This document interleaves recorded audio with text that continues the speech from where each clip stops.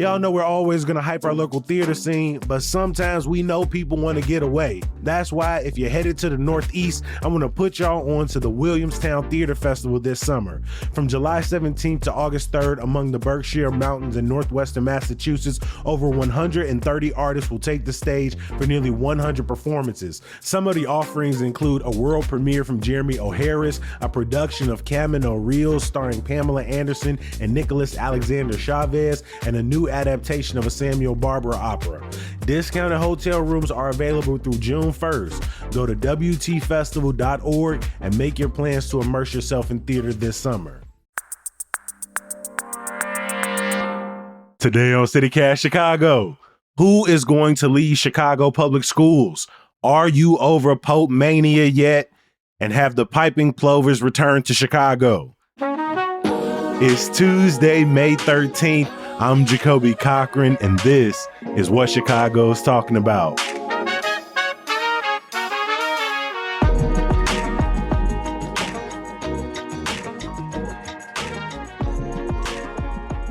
I'm joined by producer extraordinaire Michelle Navarro. Michelle, welcome back to the mic, my friend.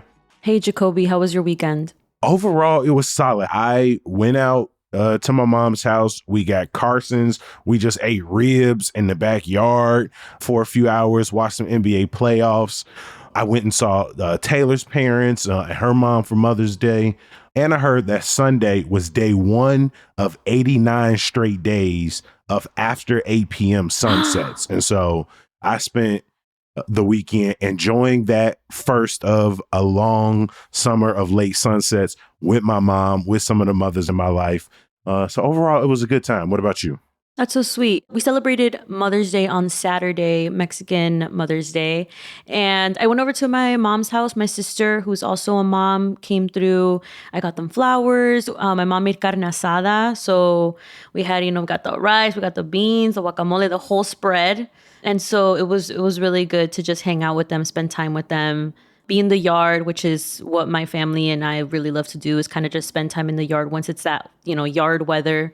So that was really sweet. And it's crazy that you mentioned that it was after, you said an 8 p.m. sunset? Day one of 89. So I think at this point, if people listening on Tuesday, this is day 3. And so it's moving fast already. We gotta cherish every single one of these late sunsets.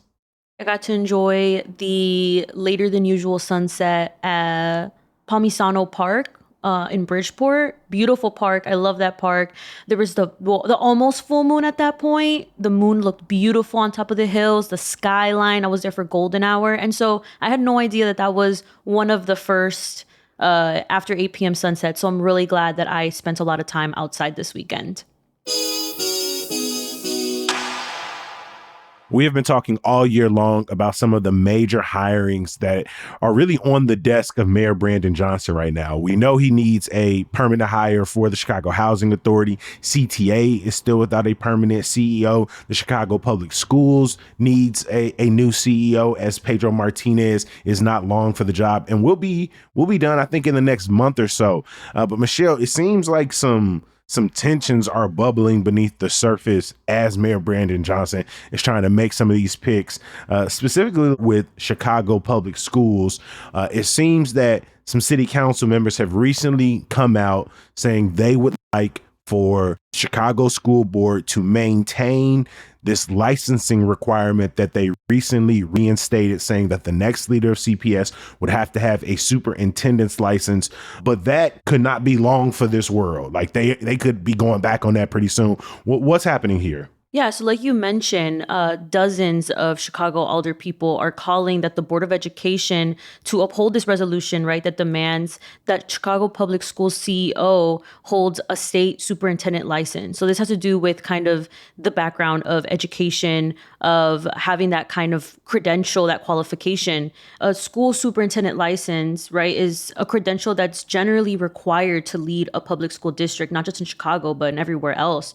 And it typically involves holding a teaching license of some sort, completing specific administrative experience in coursework, and then, also having somewhat of an advanced degree. And Mayor Brandon Johnson reportedly is pushing for his chief of staff to become the school's district interim. You mentioned that, our current CEO, Pedro Martinez, he's on his way out. He was fired last December, kind of around this time of like financial uncertainty. We know that CPS is facing a significant budget gap of about $500 million. And so around this time, there were some disagreements about money in the district. And so that kind of pushed Pedro out. And now, like you mentioned, we are now looking for a current CEO. And so the Chicago Tribune reported that Johnson is pushing his chief of staff towards that position, which kind of led to city council members to kind of come out and say, we want someone that can represent CPS, that has the qualifications of education, that knows the needs of students. And because of this huge budget gap, can direct, the district in the right direction. Of course, as a reminder, the main reason why CPS is facing this budget gap is because of the expiration of that federal COVID money, like that relief money that we had. And so it's been reported that they are considering layoffs because of how hard it is to manage a budget gap that large. Chalkbeat reported that this could mean that between 1,600 to 1,700 positions could be cut. And these are school positions, right? These are staffers. These are people that are in CPS schools, that are in classrooms, that are in the offices, that directly work with students and parents. And so this is, of course, really alarming to the Board of Education. And so that's why they're kind of, again, demanding this resolution, demanding that the next CPS CEO has these qualifications, has a superintendent license. But at the same time, you have the current school board president, who was handpicked by Mayor Brandon Johnson, Sean Hardin, leading an effort to vote down the resolution. So he's kind of saying, maybe the next interim leader doesn't need this qualification. And his big reason, similar to the reason of why city council members want the superintendent license, is saying, we just want someone that knows financially what to do, how to guide the district. And so it seems like both sides are kind of arguing the same thing, but they just believe in a different solution. They're defining it in different ways. Like the school board back in March came together and unanimously passed this, saying, essentially, we want the future of this position to be one that is rooted in like the pedagogy of an educator, someone who's been in the building leading school districts as a superintendent in some capacity, who has maybe worked directly in the classroom. Because as many people listening know, Chicago has since the days of Mayor Daley kind of switched over to more of like a business, like thinking about this as like a business minded position. When the school board passed that resolution, we talked about it on the podcast as like one of these first decisions that kind of sets the agenda moving forward. It seems like people wanted more investment in neighborhood public schools. They did want to invest in more staffers and wraparound resources, and did want this credential on the books, even as they faced this financial uncertainty. One of the difficulties I know the mayor is facing, even as at different points he championed this resolution, is that in the meantime, in between time, it is probably extremely difficult to fill most of these positions we're talking about. Leading public schools or the housing authority or transit in the nation's third largest city means there aren't a ton of people who have this type of experience running a district of this size, running a district with the type of financial complications that our district has, with the type of relationships and different power hierarchies that run between City Hall, the district, the Chicago Teachers Union. And so finding the person who's going to fill this position for the long term definitely requires time, requires a nationwide search. And so the mayor's, at least because he hasn't spoke a lot on this, at least from the mayor's perspective, it seems that like by bringing in chief of staff Cristina Pacione Zayas, this is somebody who is at least very aware of what the current challenges are, has a background in education, community engagement, and who has been working on the day-to-day alongside the mayor to address some of these ongoing challenges, who's been in the room about the ousting of Pedro Martinez, who's been in the room for, talking about the negotiation with the teachers union. And so in some respects, I understand this. However, like you pointed out earlier, I think a lot of the school board members say, hey, this is whiplash for people.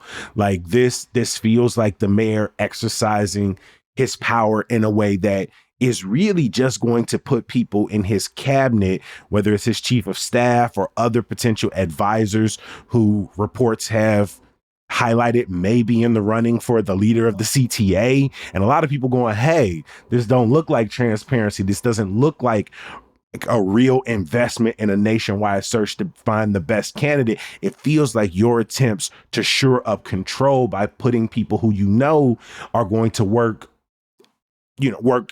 seemingly, to break their back for the mayor's agenda, who are going to work to make sure that the mayor's outlook for CPS or the CTA is still at the forefront.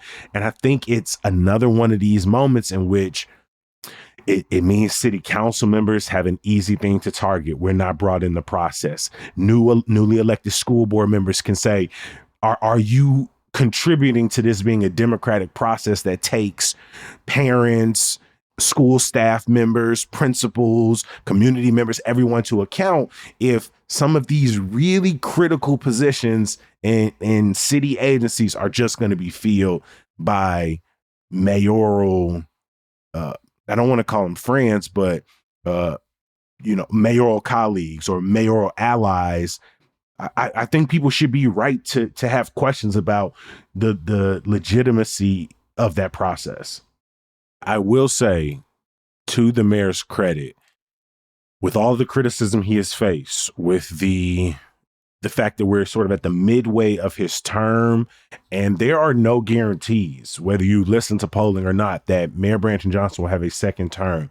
And so if you're thinking about what is advantageous to his administration, advantageous to him getting his ideas through as smoothly as possible, knowing that the city council isn't always aligned with his plans, knowing that he feels he's maybe wasted some months with people in leadership positions who didn't, that weren't fully aligned with him. And let's be real, the mechanisms of this current school board, as it was constructed in the legislation, we knew that the mayor would still have control and would do whatever he could to exercise as much control before we get to a fully elected school board. I don't think it's completely out of left field. I don't think it's necessarily the wrong political move if you're thinking about like shoring up your power as much as possible over the next couple of years. But I do think it creates a situation in which people once again can openly criticize efforts at transparency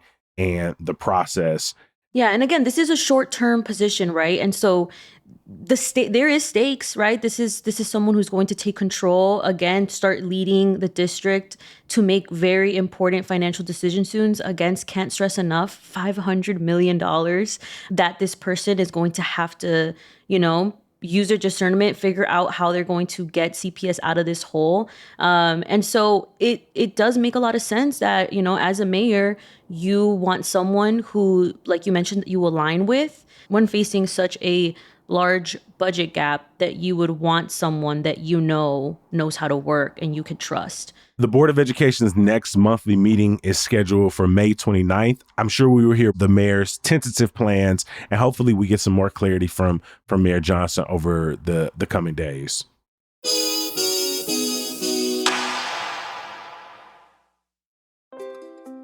Hi, I'm David Plotz, the CEO of CityCast. We've all set health goals: lose weight, exercise more, eat better. But without a plan, those goals often fade. That may have happened to you. It has definitely happened to me.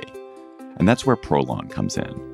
Prolon's 5-day fasting mimicking diet gives you a science-backed, structured approach to stay on track and see real results. And now Prolon is upping their game with the new next-gen 5-day program, delivering the same science-backed benefits in a cleaner, more convenient, and more flavorful format. Prolon is a plant-based nutrition program featuring soups, snacks, and beverages designed to nourish the body while keeping it in a fasting state, triggering cellular rejuvenation and renewal. Next-Gen builds on the original Prolon with 100% organic soups and teas, a richer taste, and ready-to-eat meals. Developed over decades at USC's Longevity Institute and backed by top U.S. medical centers, Prolon has been shown to support biological age reduction, metabolic health, skin appearance, fat loss, and energy.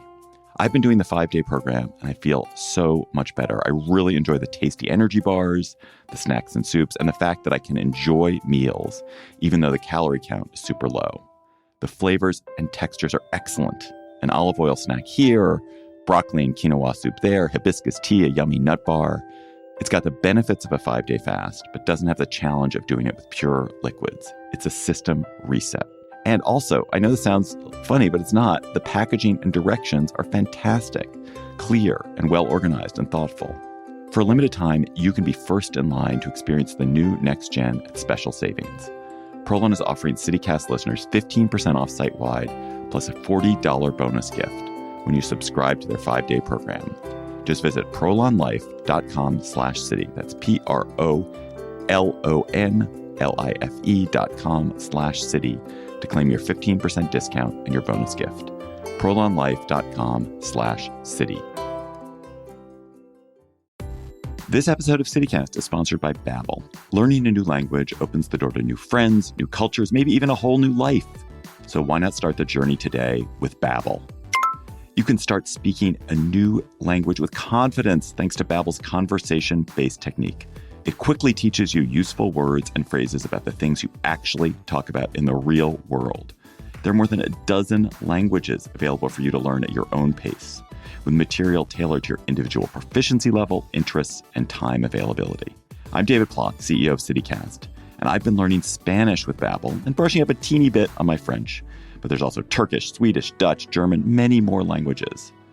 Babbel's tips and tools for learning a new language are approachable and accessible. It's like having a private tutor in your pocket. I particularly love Babbel's guided conversations, which let me practice real-world conversations. What to say at the doctor's office, how to leave a party, using speech recognition to make sure I'm getting the pronunciation right. Babbel's mobile app and website have real-time feedback, progress trackers, and clear visualizations. They're helping me improve my Spanish in only 10 minutes a day. So get talking with Babbel. I want you to learn another language, so I'm teaming up with Babbel to gift you 55% off subscriptions, but only for CityCast listeners at babbel.com/citycast. Get up to 55% off at babbel.com/citycast. Spelled BABBEL.com/citycast. Babbel.com/citycast. Rules and restrictions may apply. We talked about it in last Friday's episode. We did an entire episode yesterday with an award-winning journalist and a theologian from Loyola University. And I think everybody listening to this podcast knows that Pope Leo XIV, formerly known as Cardinal Robert Prevost, has roots on the south side of Chicago, in Dalton, had time at St. Rita and all over the place. But the way Popemania has continued, not only on our episodes, but on social media, I imagine from our families, it's been, five or so days at this point, Michelle. Are you over Popemania yet? Hell no. And maybe I shouldn't even say hell. But heck no. I am not over it because we're going to keep eating this up. On Sunday night, I went to Rico Benny's to get a delicious breaded steak sandwich, and someone walked in with like a Pope t-shirt. And it's funny because, of course, the memes have been traveling online so much. I'm sure everyone in Chicago has come across multiple memes at this point. But I had seen kind of like the White Sox logo, but it's like the Pope is at bat with the red and blue like Sox logo that says Pope, the Pope. And I saw someone at Rico Benny's come in with a t-shirt, and I'm like, oh my God, like capitalism is so fast. I got an email from the bobblehead people immediately within like 30 minutes last week that they had a bobblehead. But bro, the amount of Pope costumes I've seen at White Sox and Cubs games already. I have seen the Pope walking out to Love Sosa, the Bulls theme song. They found footage of this man at the World Series game 20 years ago.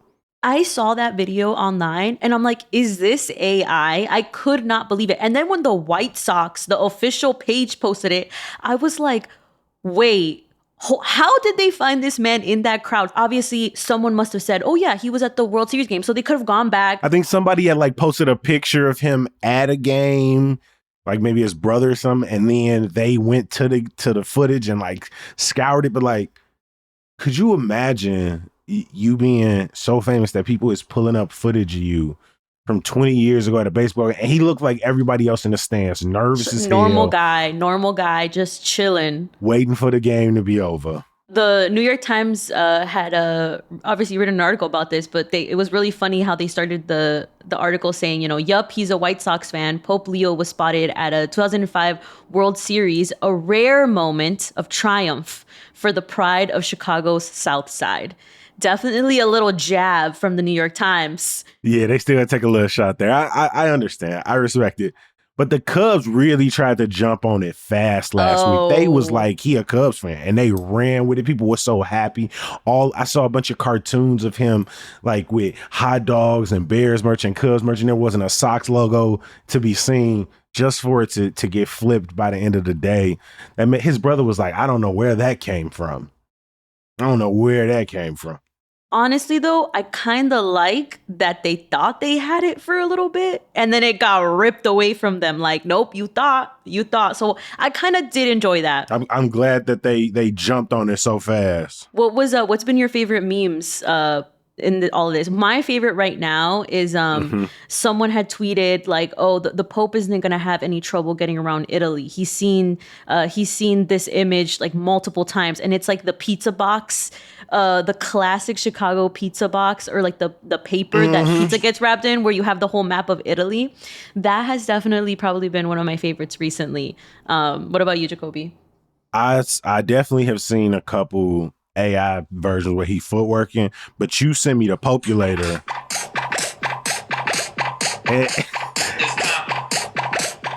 And they just keep cutting it off. But somebody gonna do a full edit of it. It's time for the Populator. I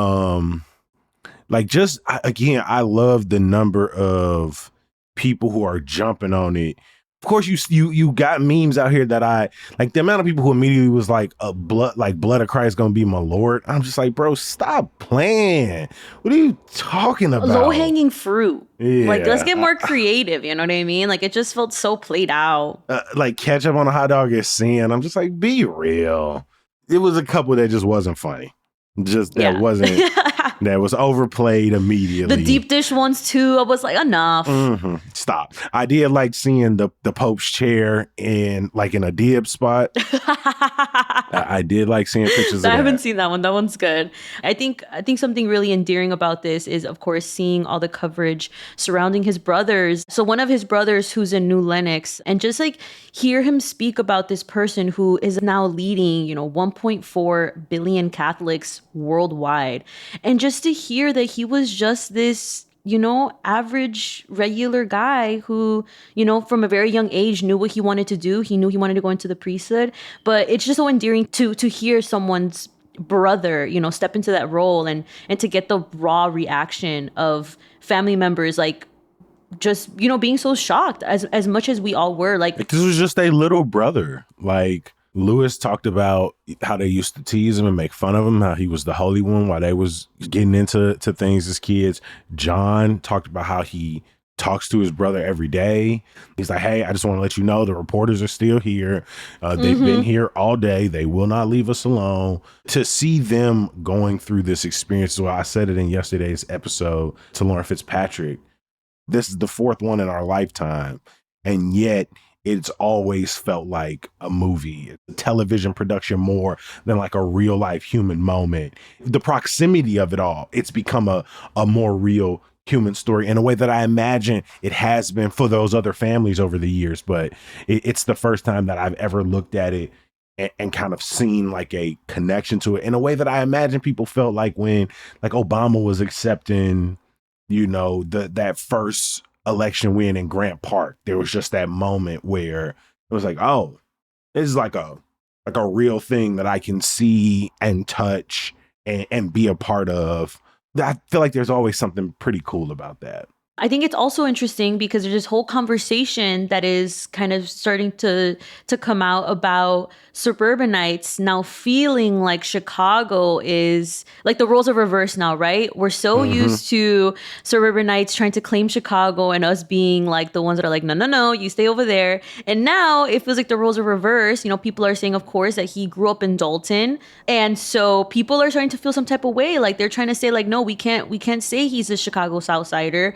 We have to say he's from the burbs, which I think is interesting because I am guilty to letting people know from the suburbs that there's a very big distinction in growing up in Chicago and certain suburbs comparably. Gee, I told people in our essentials guide, like essential rules to Chicago, the south suburbs is different, particularly south suburbs that's right there. Like if you're talking like Blue Island, Dalton, Riverdale, Harvey, South Holland, Calumet City, those are far south side of Chicago.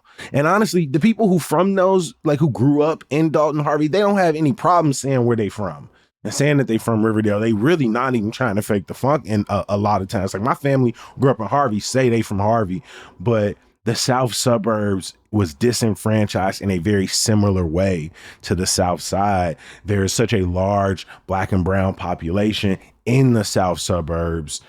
And again, like there's just we just got a different relationship to those, like those border suburbs. And so, the people who want to compare Dalton to Schaumburg, want to compare it to Naperville, it doesn't even make sense. His childhood church is literally on the border. It's technically in Chicago. And like she said, you could throw a baseball, hit Dalton. And so it's just different, y'all. And you got to accept that. I like when I found out he was born at formerly known as Mercy Hospital. I called my mom right away because I was also born in Mercy Hospital, and it just feels so Southsider. You know what I mean? Like that's in Bronzeville, babe. Like I was born in the same hospital as the Pope, because there is some sort of pride, even for someone who, again, I grew up Catholic. I don't practice anymore, but there is some sense of pride of it being one of our own. So congratulations to Pope Leo and to his family and to his friends that I'm sure are very, very excited for him and as he steps into this new role. And we are too. Clearly, we are too. From one Chicago story to another, we know how much Chicagoans over the last few years have loved following a good piping plover story. And now for folks who are not familiar, like, keep up with me. I'm going to do the knowledge for you real quick. These birds have been listed as endangered since 1986. And back in 2019, the story really kind of took Chicago by hold when Monty and Rose became the first pair of piping plovers to nest in Cook County in 70 years. All right. They came back a few years together. Their last sighting together in Montrose was in 2021. Overall, they had 7 chicks across those years, one of which still comes to Montrose. They had another one, I think, named Nish, that went off and became a part of one of the first pairings to nest in Ohio in 80 plus years. So their lineage got some history in it. One of their chicks, Imani, was born in 2021 during the first year of the podcast. And so we covered this birth. And Imani has returned every year since and came back earlier this year in April. You still with me, Michelle? Mm-hmm. All right. Last year, Imani was contending with another male piping plover named Pippin for the affection of Sea Rocket. Sea Rocket was a piping plover that conservationists introduced to Montrose a couple of years ago because there were a couple of males there. They didn't have any mates, and they wanted to kind of keep this population thriving. Sea Rocket eventually made it with Imani, and they had one chick survive. Since Imani got back last month, people have really been waiting to see if Sea Rocket would come back this year. But remember, people, these birds can go to North Carolina. They go to Florida. It's a long journey there, a long journey back. I talked earlier about Monty and Rose last being seen in 2021. Well, Monty came back in 2022, but Rose didn't come back in 2022. And so it's always like people are waiting with bated breath to see if the pairs will come back together. And also, they're not guaranteed to remate with each other from year to year. And so Amani and Pippen will once again have to kind of jostle over Sea Rocket's attention. And Sea Rocket did officially come back to Montrose Beach over the weekend. The birds have these like leg bands on them that help conservationists and birders recognize when they're here. And so now at Montrose, you got Amani, you got Pippen, you got Sea Rocket. People are going to be watching their mating, their nesting behavior very close.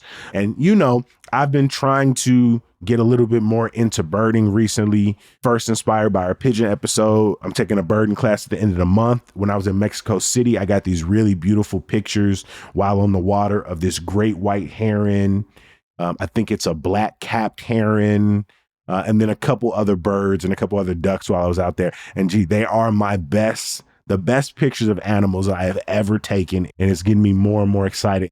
Typically, Simone is our sort of piping plover expert, the person who walks us through from year to year. But I'm trying to get more involved, more invested. And so this story was right up my alley this morning.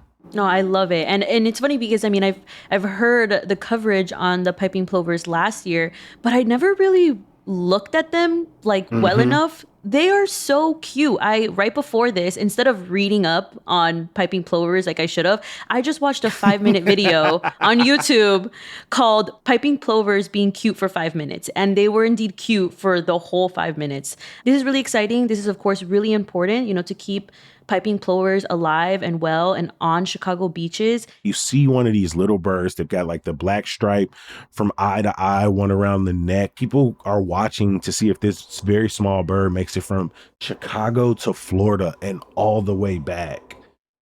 I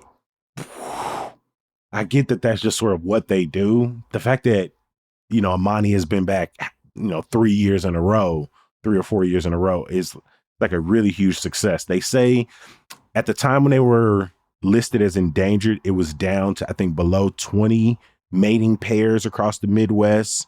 That has gotten up to close to 90, but I think they wanted to get, you know, even closer to like 150 to really be with some great momentum towards conservation efforts. And so good to see that we've got 3 of them back. I think there's a 4th, Uncle Larry, who be hanging around, who be in and out. There is a mating pair up in Waukegan that some Lake County conservationists are watching and paying attention to. And so it seems that like right now, Illinois is thriving, and I'm excited to be on Plover Watch 2025. I'm gonna try and get up there and get some pictures, G. That's like it's a goal of my birding. You need to. And once you get those pictures, you're gonna have to put them in our newsletter because everyone's gonna need to see them. There's only one place that people can go to subscribe to that, Michelle. Where's that? Go to chicago.citycast.fm. Please join me in giving a huge thank you to our super producer, Michelle Navarro. Thanks, Jacoby. One more thing before we get out of here. Some good news. We got a fun week of Chicago sports ahead of us, y'all. Not only do we have the Sky season opener on Saturday against the Indiana Fever, we also got the Crosstown Classic all weekend long. I know, it's up in Wrigley. Some people like me and Michelle might wait till they come down in July. I ain't made my mind up yet. I might head up to Wrigley to see the Sox versus the Cubs this weekend. You also got the Fire and the Stars, who are both on the road this weekend. Make sure y'all are here for our show on Friday. Our friend Julia Poe is going to be in the building to give us a little Sky season preview, so you don't want to miss that. As always, we appreciate you for listening and reading. We're going to be back bright and early tomorrow. We'll talk to you then. Peace.